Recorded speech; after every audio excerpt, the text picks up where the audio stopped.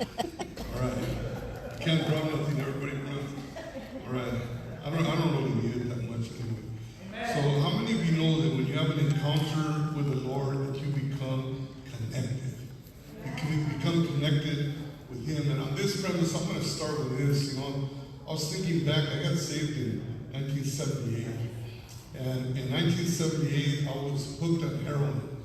And I had been running, I think at the time, a 6-year run on heroin and methadone. And I went to a prayer meeting that Pastor Barbara invited me to, and all the people were in one room. And when I walked in the house, I thought I was going in that room. They took me in the back room. So in the back room, they had this light. You felt like you're in a police station at night, everybody looking at you. They put me in this chair and they prayed deliverance over me. I got delivered from heroin addiction. And so that was the first encounter I ever had with the Lord. The first encounter that I actually found something and I got delivered. I had one little one prior to that in the county jail. Somebody was preaching and they started singing on the old rugged cross, and I thought somebody got a baseball and threw it and hit me in the chest. I remember that happened to me, and I was in there dealing drugs. But the first encounter was when I got that prayer in 78. Then after that, I stayed clean for a couple of months, and then I went back to my same old ways.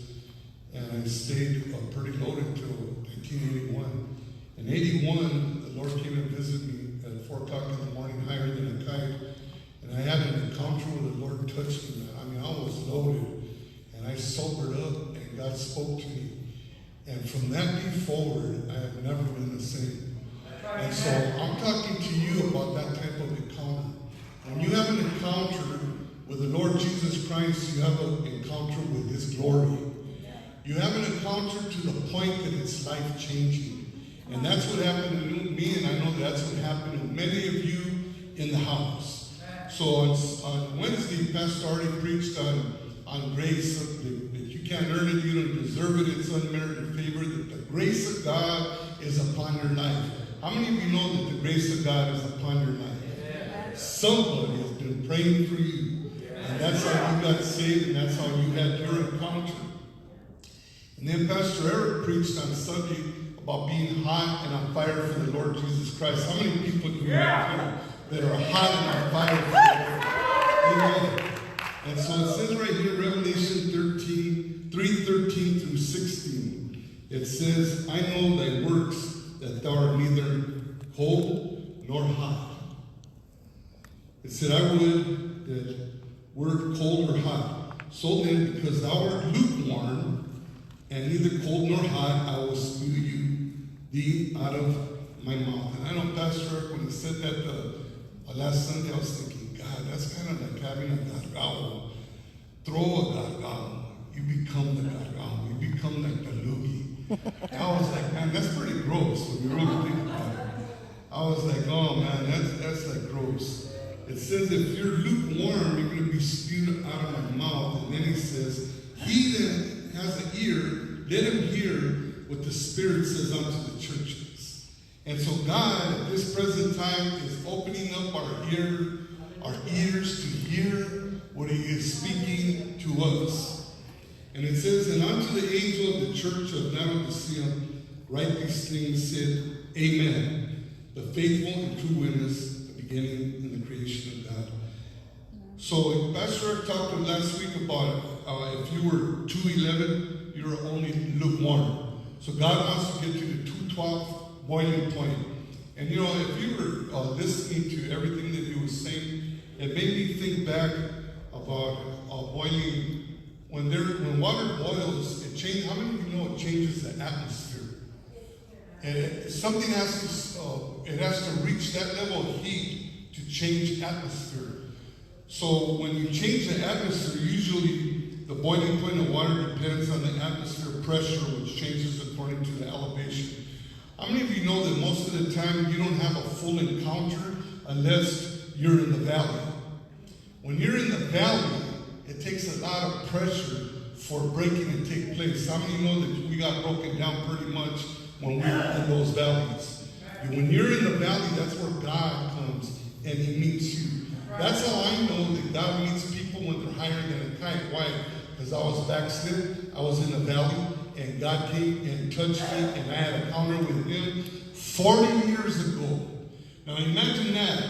That encounter that I had in 1981 has kept me clean for 40 years. Now let me tell you something. That's the kind of encounter that people need to have that is life-changing.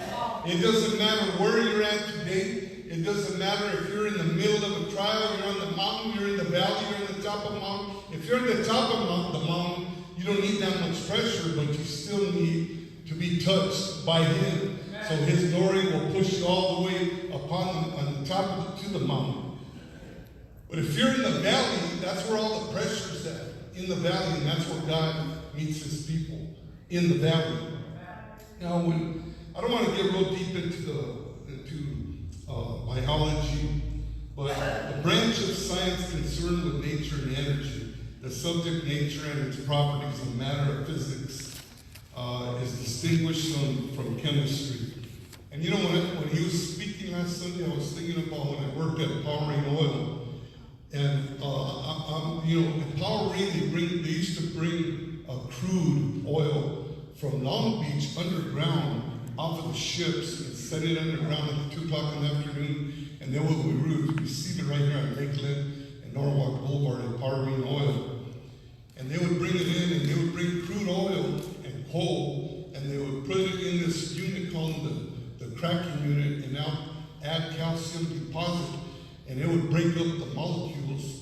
And when it broke up the molecules, it would break up the coal, and they would make decanter oil, jet fuel, gasoline, and one of the end products was dry ice. Now, how they made dry ice out of coal, I'll never know.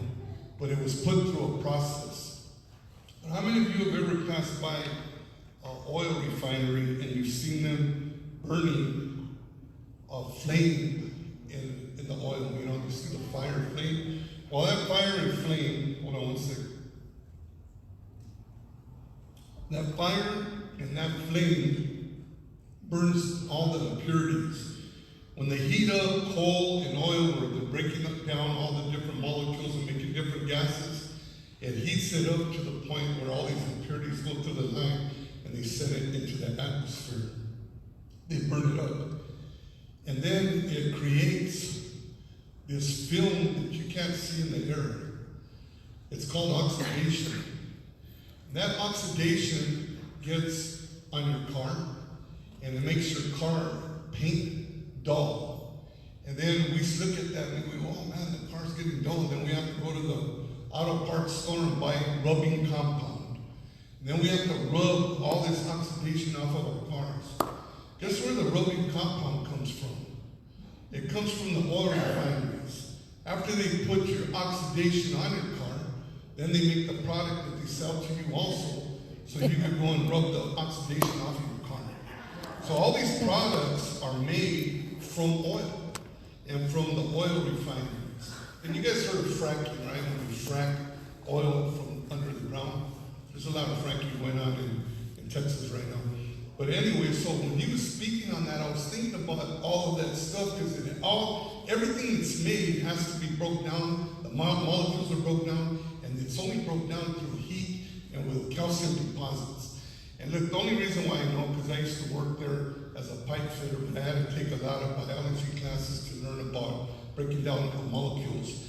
And so I learned a little bit while I was there. I learned about coal and how it broke down into decanter oil, jet fuel, gasoline, leaded gas, unleaded gas, and then down the line. But I know one thing, that it only breaks down when you add things to it and when it gets heated up. So Pastor Eric was hitting hard on the 212. That if you're going to be hot and on fire, that the only way it's going to get you there, you have to have the combustion of steam that's going to push you. You know how they put coal in the engine of a train and it blows steam in the old trains and then they would go? The same thing happens to us when we're in the valleys and God comes and meets us. It gives us an oomph. It's the thing that puts the pep in our step. It's the thing that gets us over wherever we're stuck at and gets us through. And so it says in Luke 10:19, it says, behold, I give unto you power. Can you say power? It says, I give unto you power to tread upon serpents and scorpions and over all the power of the enemy. How many of you know that God has given us grace of the authority of His Spirit to be able to put the enemy under our foot?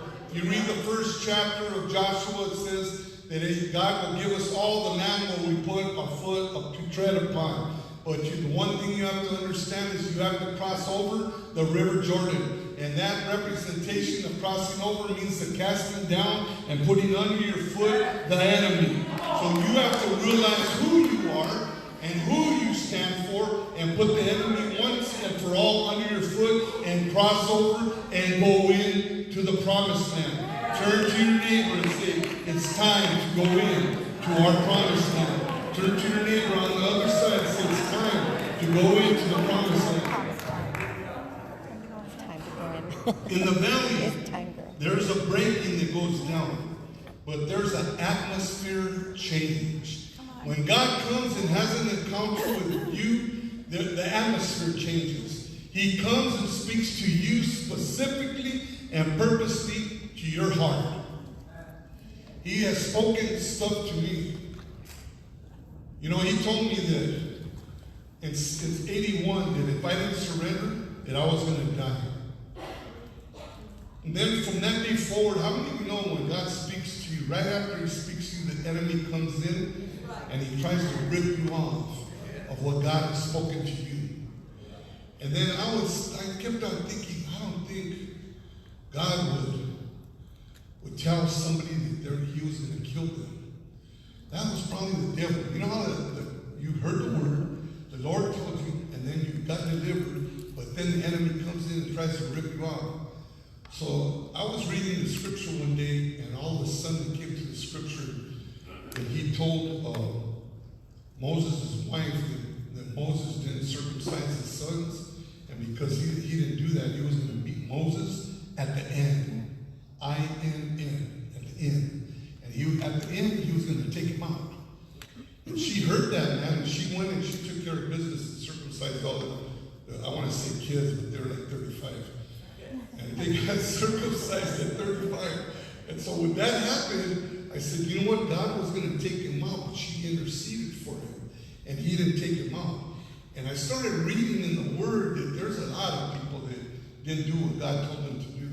And so how many of you know I got saved prior to that? Remember I told you I got saved in 78, He gave me the touch and got delivered, and then I purposely backslid. He gave it to me freely. Now when I came back in 81, man, I did not get that free deliverance like He gave me in 78. In 81, man, I had a detox, alpha-methadone. Pastor Eric had to lay hands on me every day for 3 weeks. I didn't sleep for 17 straight days. I catnapped for another 17. So I went through heroin withdrawals for like 30 days, man, of suffering. But them 30 days, let me tell you what those 30 days taught me. How many of you know I was broken down? It taught me that I would never put a needle in my arm again. Let me tell you, sometimes in those valleys, when God comes and meets you, He begins to teach us. Especially if you're like, I don't know, but here's like stubborn, big-headed, prideful. How many of you know that from years and years and years and years and years of pride, then you end up in your 60s and you end up with high blood pressure? Well, how did I get that? Well, remember when you're 12 years old and you don't want nobody to look at you? All right. Well, it comes from young. And then all of a sudden you're like, hey, you see your heart's beating so hard. Well, I don't know why, but your eyes are all red. From angry. You know what I mean? Being so angry that, man, I don't know, but I get up and I'm blanking out. You know, well, how many of you know that when your blood hits your heart so hard, you're going to fall out? And so they say, man, you need to get one of those cuffs. You need to check every day. If you go over 160 over 90, you need to take this pill. But while you're waiting, let me give you these 4 other ones to take while you're waiting, just in case these ones. Now, you know, hey, some of you know what I'm talking about. So some of us were filled with pride, but how many know all that gets broken down when you're in the valley? Right. So God's Spirit comes and changes the atmosphere when you're in the valley. He'll be breaking down some things and building you up in other areas. I got built up. I will never get loaded again. That's what happens when you have an encounter with the Lord Jesus Christ. He changes you. How many of you have noticed you've been changed? You know, the other day my wife was saying, how do you know that you're changed? I was like, oh man. I said, I've been saved for 40 years. I haven't hit nobody in 35. That's pretty good, right? 35 years, I haven't touched anybody. So I said, I know I'm saved because of that. Well, how about your attitude? From that point forward, conversation over. Because how many of you know that our attitudes and all that stuff, that God's continually working on us over and over and over again. Now, if you're single, you don't understand what I'm talking about, and you probably don't need no anger management.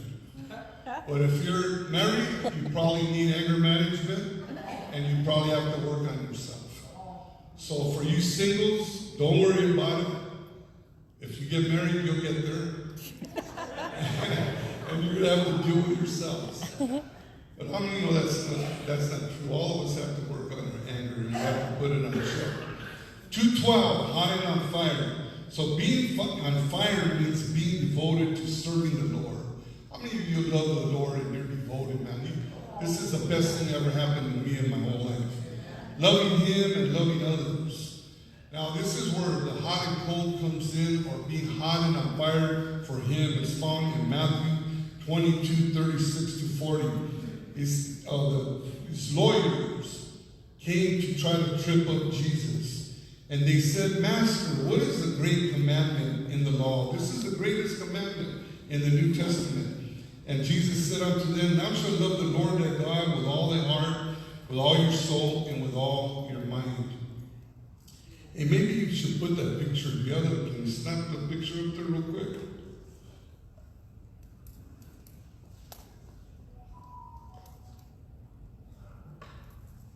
All right. You're working on it? Okay. As He works on it, it says that you should love the Lord thy God with all your heart, with all your soul, and with all your mind. When you love the Lord like that, that means God has had an encounter with you. The glory has touched you. You have sensed His glory. There's been change in your life, and it creates something inside of us. It's called a passion. You have a passion, and no matter what happens, it don't matter if the whole world backslides. You're not going to backslide. It doesn't matter what anybody says or thinks. You're going to continue to work on your character. How many of you know that right now you could look on TV and see these people in the House of Representatives in Washington, D.C., and you could hear them talk, and they're straight out lying. You know what I mean? You could hear them on one sideline, on the other sideline, everybody's lying. And then I started thinking about that. I said, wow. I go, but they're not saved. Well, how about the people that we know that are saved, and they're lying too? How about us? The first thing that I tell you, that after I got saved and was clean for a lot of years, and then I went to AA, and the first thing I learned in AA is you have to be honest with yourself. Be true to oneself. What does that actually mean? Be true to oneself. You have to be honest with you. If you got problems, you can't brush them away. Oh, it's Julie's fault that I'm like this. You can't blame everybody else. You have to deal with you. So if you're not dealing with you, then you haven't had an encounter. Or you've had your encounter so long ago that you're not no longer checking your own heart. You're looking at everybody else's dirty laundry. Now, I see stuff happen all the time, and they say, hey, did you know that boop, boop, boop? And I'm like, I can't point no fingers. You're asking me to point a finger? I'm still working on my own salvation with fear and trembling. And so if you're pointing fingers, I think you need a fresh encounter. Come on. Now turn to your neighbor and say, it's time for a fresh encounter. Look, last night, This is no jive. I studied on this yesterday. And last night, I woke up around 3 o'clock in the morning because I had a fresh encounter in my dream. And in my dream, I was walking, and they said, "What happened to you?" And my whole face was lit up. And I woke up, and I was saying, "My God, man, I need this. I need this. A fresh encounter with you." I seen it in my dream. And when I woke up, I knew that I did not have that light on my face. I can't blame anybody why the light's off. I can't look at anybody's sin, what they're doing. I have to look at Him. I need a fresh encounter with Him. I need His glory to fall on me. Just like you need His glory to fall on you fresh and alive and life-changing. We need that. Come on. We need it all the time. Yes. Not just sometimes. We need it all the time. Now we come to church, and in the middle of praise and worship, the Spirit of God falls. His glory falls upon us. And it's for like those 1 minute and a half, we sense it, we feel it, we cry out. We cry out for His glory. He touches us, and a minute and a half later, it's gone, and we're hallelujah, and we go out of this door, and we go out to sing.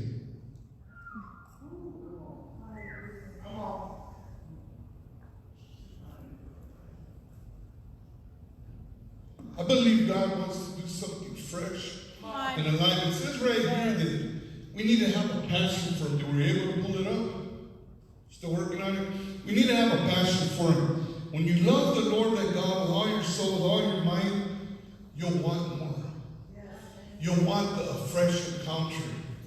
Well, how many of you have ever seen somebody hot and on fire for the Lord? I have. You know, when I seen that, I go, whatever they got, man, Lord God Almighty, man, I want that. I want to meet you the way they have that. Or, on the flip side, I can't stand that. Who do they think they are? Rocking like that. Rocking. You either like it and want it, what they got, or you're on the other side.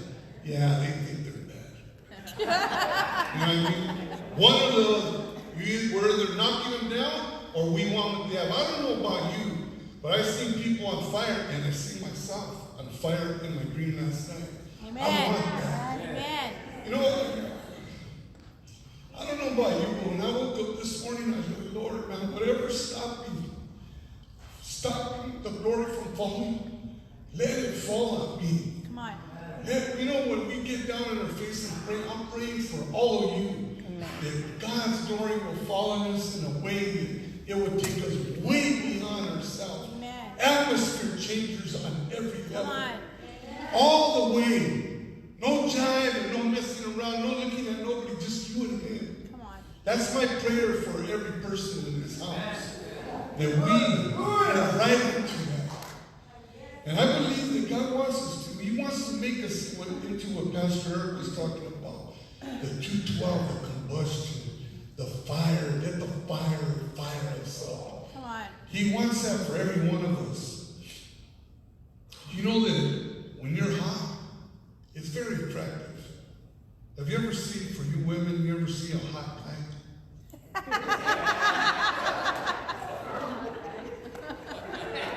Very attractive. For you men, if you ever see a hot lady, very attractive. You look and you're like, oh my God, don't look again. One look, normal. 2 looks, you're in trouble. That's right, something. Holy. When you're on fire, you're cool. That makes you cool status. When you're hot and on fire for the Lord, you're cool in people's eyes. Well, when you're cold, there's nobody who want to be near you. Come on. You know, I know when I'm cold. When I'm cold, I complain. How many of you want to be around a complainer? I even have to leave. I can't stand my own self.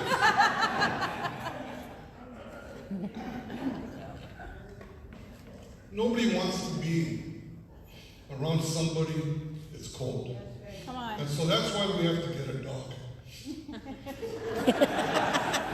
It's the only one that likes you is that dog. They don't care if you yell at them. By the next day, they don't even remember. You know, the other day, last Sunday, when I came to church, I told Margarita, she said, I go, hey, it was a rough praise and worship the Sunday before that. And then she said, yeah, I know. And then I told her, well, today, I'm going to be like a dog. She goes, a dog? What do you mean? I go, I'm going to be in the moment. In the moment, yeah, I'm going to pay attention to the music and to what you're saying and doing. And I'm going to get closer and I'm going to look at your left hand so I won't hit no wrong notes. I'll look at your left, because I know how to play a keyboard a little bit. I said, I'll look at your left hand and I'll make sure that I'm in the moment and I don't make no mistakes. She goes, great. Well, I didn't make no mistakes. So I told her after, I go, you know why I didn't make, you know I made so many mistakes a week before? Want to know why? Because I was not in the moment. I was thinking about what I was going to preach, and I lost where we were at like 5 or 6 times. She goes, well, maybe you should be like a dog to me. Be in the moment. Well, how many of you know that when you're in the moment, you're allowing God to move you? You're not thinking or distracted by nothing else. You're looking at trying to have an encounter and get yourself hot and on fire for Him. And it moves you right into that encounter. You have to wonder. God is a respecter of persons. He will not come and fall on you unless you were like me, all drugged out, and He came and fell on me at 4 in the morning. But if you already know Him and you moved away, well, who moved? We're the ones that move away from Him. And so maybe we need to go fall back in love with Him. Our first love, remember that? So, but what I wanted to say right now is the distance of admiration or emotional is found in worship and in singing. How many of you know that opens the doorway that as we come before the Lord, we enter His courts with enter into His courts with thanksgiving, or enter into His gates with thanksgiving in His heart, and enter His courts with praise. That's what gets you in. And then from there you keep on worshiping. And then how many of you know that when you have a touch of His glory, that it moves you right into something that we don't like? And that's called obedience. Come on. It moves you right into what you didn't want to do before. All of a sudden, when that little touch hits you, you'll do anything, man. You're like, you know what?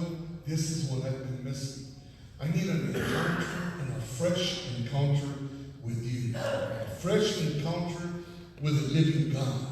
A true encounter with a Savior. Something needs to excite us. Something. And so it should change us. Do you have that? Yes. All right, let's put going. There you go. That's me. Hey, look, you know what? That picture, I go, man, that thing's hot and on fire. You know why they sent me that? One of the pastors sent me that. You know why he sent me that? Because I used to tell him, I go, you know, a long time ago, Pastor Barr, rest in peace, she wouldn't let us play a D minor flat 5. He said, why not? She said, because those chords are from the devil. Right? D minor flat 5. So I told him, I go, you guys don't play no jazz chords. He goes, yeah, we play a little bit of jazz chords. I said, well, look, man, we had to wait until these Australians came and did salsa in our church for her to say it was all right for us to do salsa. He goes, well, let me send you this picture. He sends me that picture. He said, that guy was playing a D minor flat 5. But I'm using it today for something different. If you're hot and on fire, let the world watch you burn. Come on, come on. That's right. People see you burn and see something different, you become the appetizer to the world. You become something that they want. You know how Pastor goes out there and he hits the street and all that? And he's out there doing it and doing it. You know, all these years I've been watching him. You want to know why? Because I want that. Everything he's doing is scriptural. When you're hot and on fire, nothing else matters. No fear of the enemy can come against you. Oh, I can't give a testimony. You know, I remember a long time ago, Pastor Parker said, we're going to have an outreach in your Nevada, and we're going to go and we're going to reach the lost. I was like, I didn't come to church like for a month, man. I got froze with, how many of you know that I never had fear? I have a ton of pride, I didn't have that kind of fear. But I have the fear of the worm. Pride of the worm. Oh no, I can't get up there. And from time to time, that thing still hits. Even though I've been preaching since 1981, fear will try to grip my heart. I'm like, oh man, come on, I'm out of that. And I'll do whatever it takes. You know what she told me that day? I said, I can't get up there. She says, when you love the Lord enough, you will.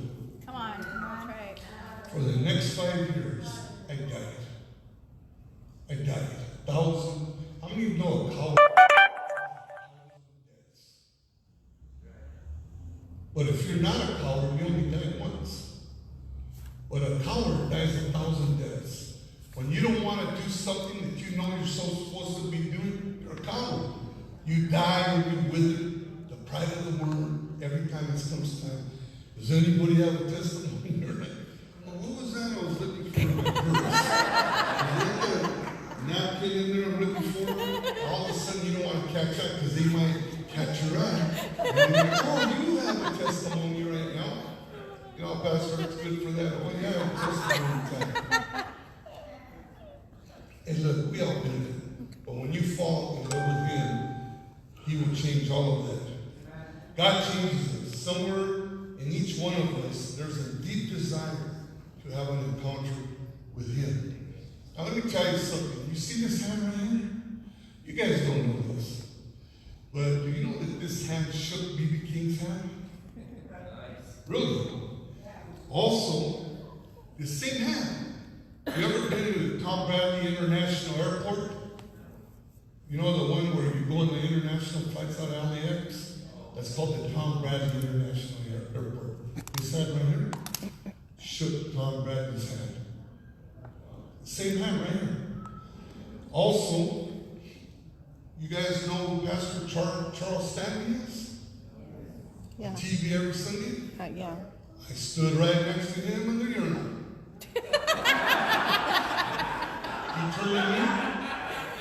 He turned to me, and I turned to him. He's about this tall. I looked down, man, he had big old feet too. Big old tall man. He looks down and said, son, we will not be doing this in heaven. I'll never forget it.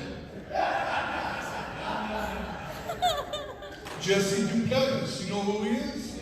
Pastor Eric and I, we caught, when he was laying them out, we were catchers for Jesse Duplantis. Lloyd Ogilvie, United States Senate, chaplain.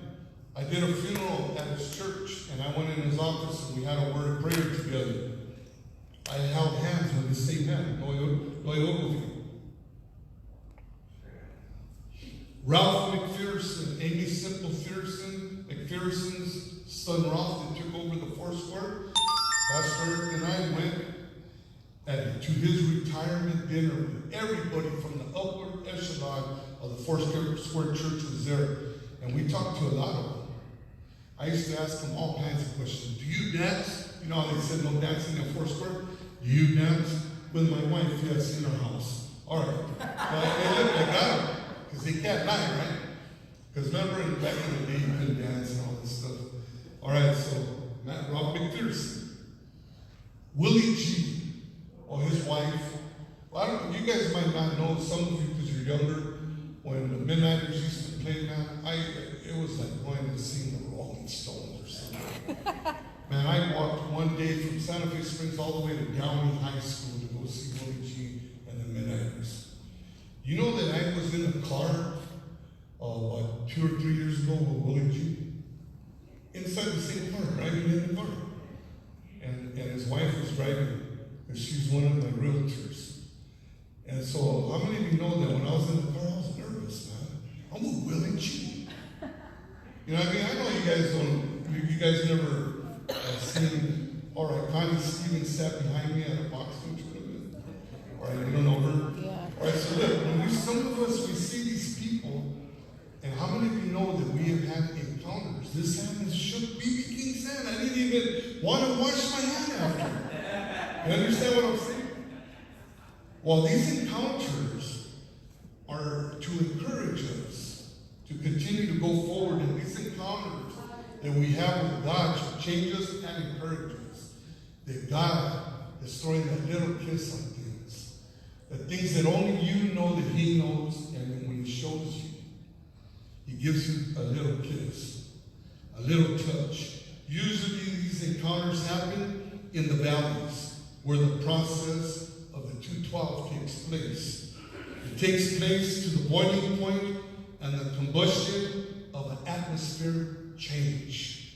And when this atmosphere changes and it comes and touches your life, you will change. Even your husband, your wife, and your parents, and your people around you will say, what's happening with you? You've made a change. And it changes you. And look, I'm going to go to part 2, maybe even 3 on the same message. And I wanted to get into some of the things, how you know that you have not had an encounter, and some of those things, but we're losing time and we're losing it quick. Maybe today you might see only one way out. You know, I shared this a couple of weeks ago that there's a situation that's going on in my family, and I only seen one way out. And I began to pray, man. This was a terrible trial, man. And I began to pray and pray and pray. And the Lord spoke to me and said, you're only looking at this thing one way. He said, I have 1,000 ways to change people's hearts. And man, when He told me that, God, man, something clicked. And then my wife we were talking about the situation, and I told her what the Lord had told me, and something clicked in her heart. How many of you know sometimes we need those little words that click?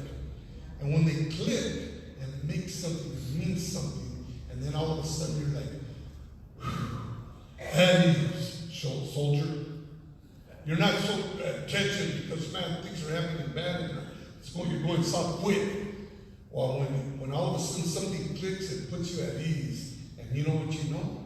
That God's involved. Amen. And He's taking care of it. And look at those things is what moves you right in to having an encounter. We know that Peter, that he messed up the crow. Remember the crow? He said, you're gonna deny me 3 times. He said, no, I'll never do that. And he told him, get behind me, Satan, and all that. He calls Peter, Jesus calls Peter Satan. And he kisses Judas. He kisses Judas on the cheek and tells him, go and do what you got to do. And he calls his right-hand man Satan. I always thought about that, man. And so he told him, when the cock crows 3 times, you will deny me. So, you know, he said it one day, aren't you that guy? And it was when my compadre and all that. He says, no. He's like, the cock crowed. And then he went and he said, there he is. That guy was with him. And he said, no, I wasn't. And the cock crowed again. And then the 3rd time he said, weren't you that guy? And he's like, was there any roosters around here? You know what I mean? And then he said, no, I didn't see no roosters. So he said, no, that wasn't me. The rooster was right there behind the wall. And crowed again. So how many of you know that he got, I'll read this to you. Having a passion is being on fire. You're on flame. You're on 24/7 flame of the Lord. The Sacred Heart of Jesus. Remember that? For all you Catholics in the house. The fight is to the end. We don't just fight for a minute. We're in war. We're guerreros, warriors. Right now, we're in the batalla, in the middle of warfare battle, and we're fighting and we're going forward. We're in the middle, the blessing and the blazing church, the one that's on fire. All the early apostles suffered for Jesus. So did Peter. They were called upon to give testimony of their faith in Jesus with their own blood. Every one of them. except for John, according to tradition, here's the following of their faith. Matthew suffered martyrdom by being slain with a sword at the city of Ethiopia. Mark died at Alexandria after being brutally dragged through the streets of the city. Luke was hanged upon an olive tree in Greece.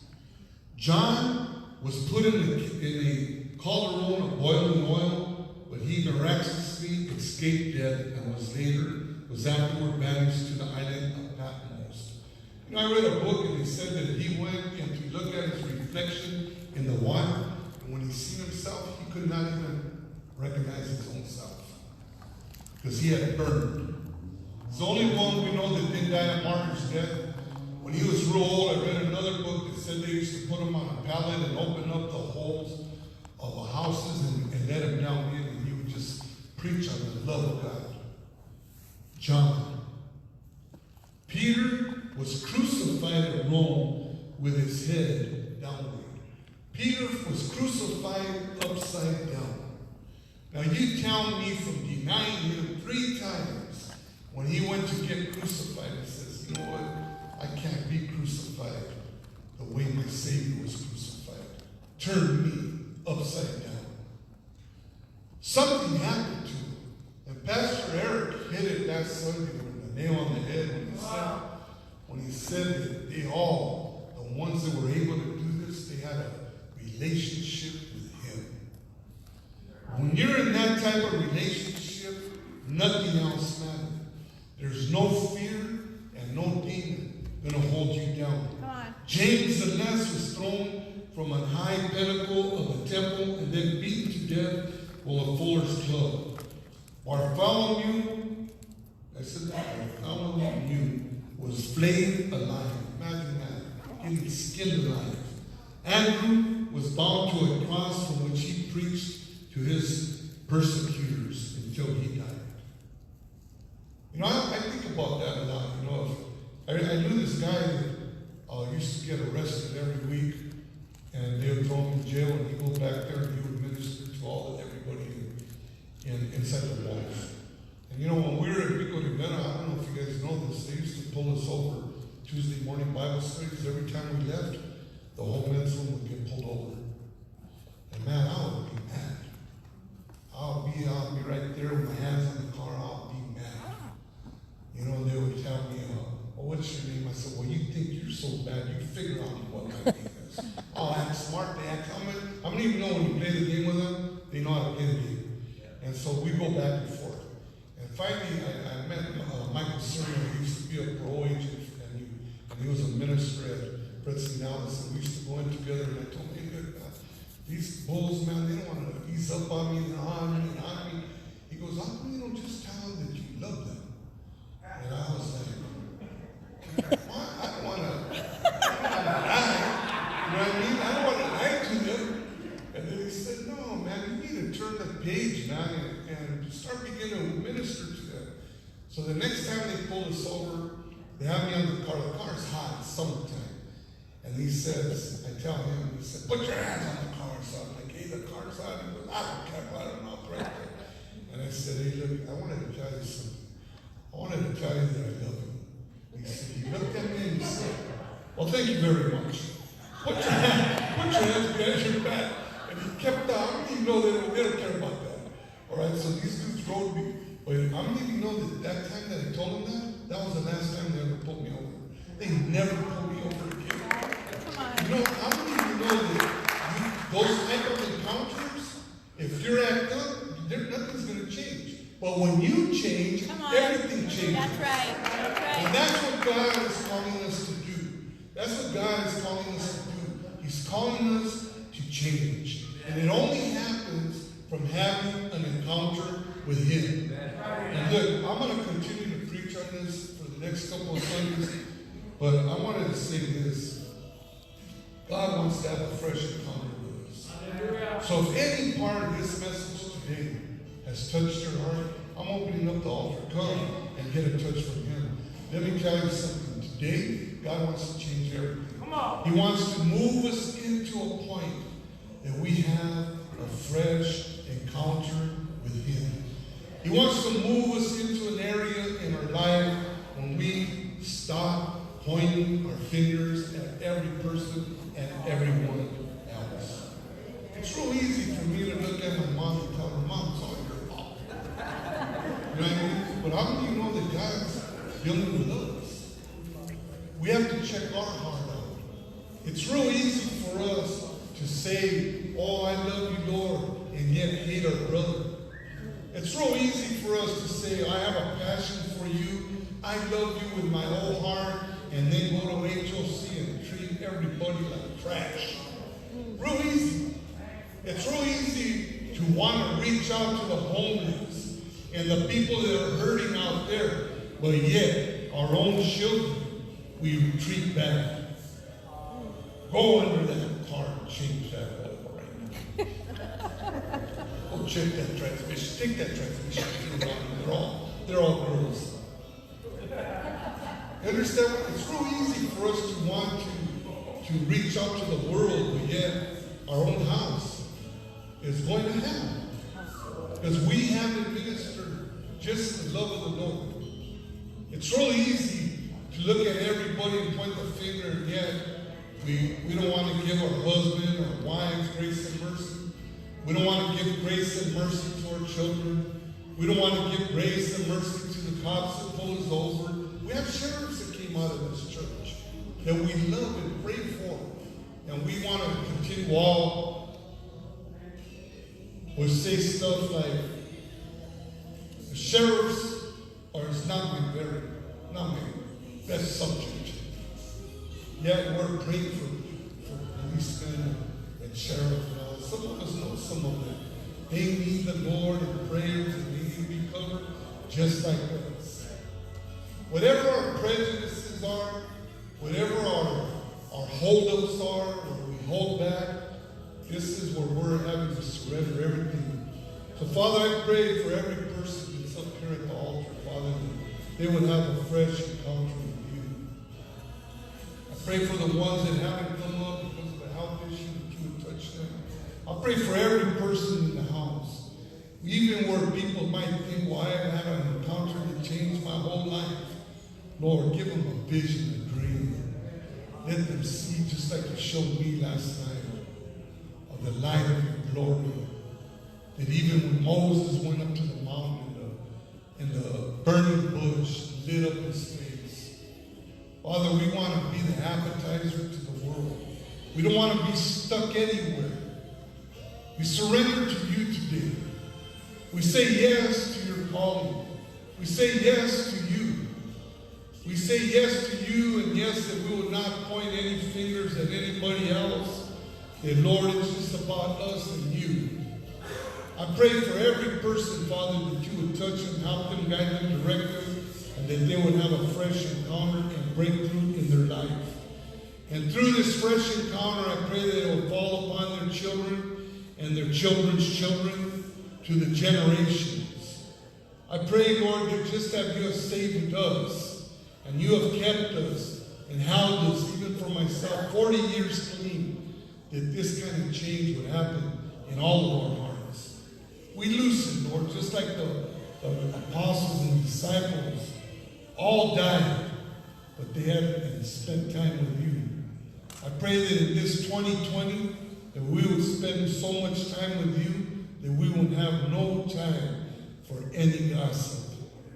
That, Lord, that you would bring forth healing. Heal the hearts of your people. And Lord, we give you praise for that. Because we thank you that even right now in today's touch, that you're healing us. And you're giving us something to look forward to. The encounter with you. I loose encounters over every person hearing my voice, over the internet, every person listening to us, that we would have a new and a fresh and alive an encounter with you, that your glory would fall upon your people new. In Jesus' name, we all said, amen and amen. Give the Lord a clap. This word to be praised. Turn to your neighbor and say, God's releasing a fresh encounter upon you. In Jesus' name, God bless you. You're all dismissed.